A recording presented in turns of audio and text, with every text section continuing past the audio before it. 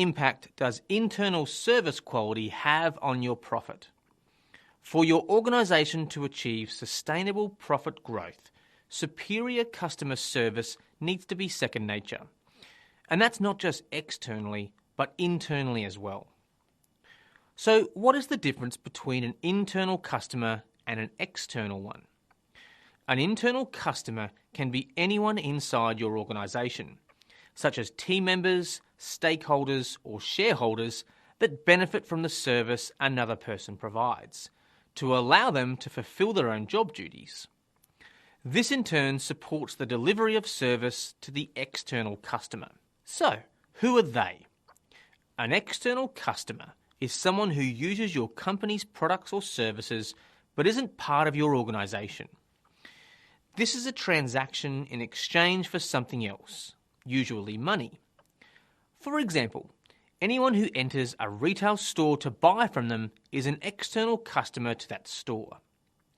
The team members working in that store are all internal customers to each other as they rely on one another to get the job done.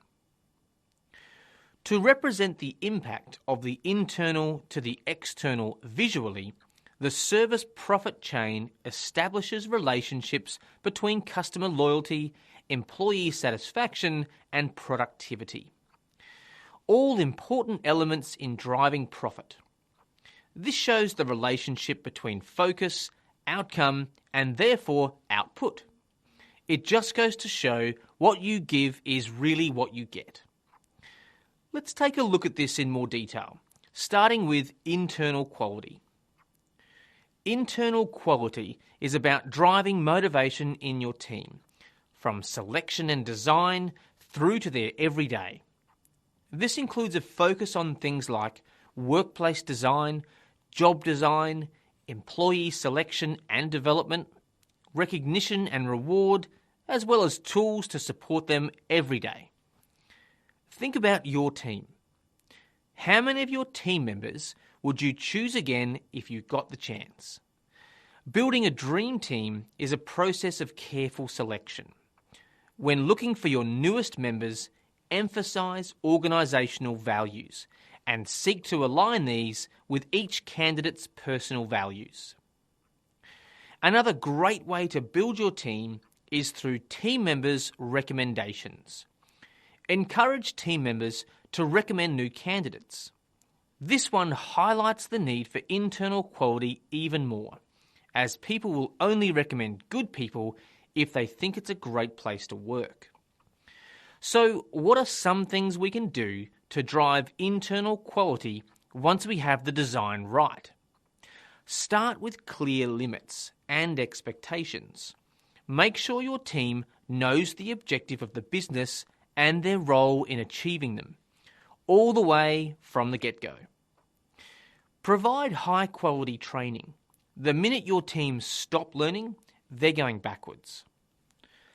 Appropriate rewards and frequent recognition are important. Give positive feedback and celebrate team successes. Focus on what is working, not just the mistakes. Also, supporting team motivation are well-structured support systems. Information and facilities should support the team's endeavours to meet the needs of the customer. Give your team the freedom to provide the results your customers are asking for. You can see how any of these things might become demotivating if not in place effectively. Now let's look at the next link in the chain, employee satisfaction. All the hard work you do improving the quality of service for your internal customers, your team, will show in how satisfied they are.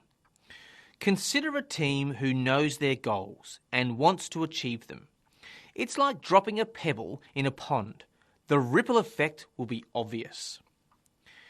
We can really see how employee selection plays a role here. Creating motivation means considering both job context and job content. Job context relates to your external conditions, wages, fringe benefits and physical conditions, for example. Context merely prevents demotivation. Obviously, if there are unsatisfactory physical conditions, it would prevent team members staying with you long term. But the determining factor for motivation and team member satisfaction is job content. When we connect and contribute to something meaningful, it gives us a high degree of motivation. For example, an acknowledgement from managers and leaders, independent decision-making, opportunities for self-development, and trust are all important in ensuring you have not only satisfied team members, but motivated ones. Think you've got the content right, but trying to figure out what's not working? Next time your team doesn't seem satisfied, or you can't see productivity and retention, ask yourself, why is my team not satisfied? What's the quality of the service they are provided? Are our efforts balanced? What do we measure? What you measure is what you focus on. So measure satisfaction in your team. They're the ones driving your business, so emphasize the importance of your team's needs when setting up success measures and strategies. So how does all of this drive external service value? You can't achieve customer satisfaction without providing them value. Value refers to the importance, worth, or usefulness of something. What people see as value is very personal and can change from person to person. Think of it this way. If a customer has the choice of two products that are exactly the same and cost almost the same amount, what's going to make the difference when they decide to buy? There are some factors that help us to understand how we make these decisions. As we go through these, think about them for yourself. You might find you weigh more heavily on one versus another, or that it depends at different times. That's good, because that's exactly how your customers feel as well. First of all, what's the result we're trying to achieve? What's our primary need? For example, if I wanted to host a dinner party, the primary need may vary for each person I invite to attend. It may be to eat good food, share the company of friends, drink wine, or celebrate a special occasion. This shows the need to truly understand what outcome or outcomes your customer is looking for when assessing their perception of value. Your team have an impact on this depending on how much they care about what the customer is trying to achieve. Care for them, and they'll care for their customers. One of the other considerations for us is the process to achieve our result, or more specifically, what's the best way to get there? As busy people, we want the easiest and best way to get to our goal. Your team can make a big impact on how the external customer feels about the process. If they're frustrated or have too many barriers, then this will be felt outwardly. We will, of course, also consider the price of the service or the product we want or need.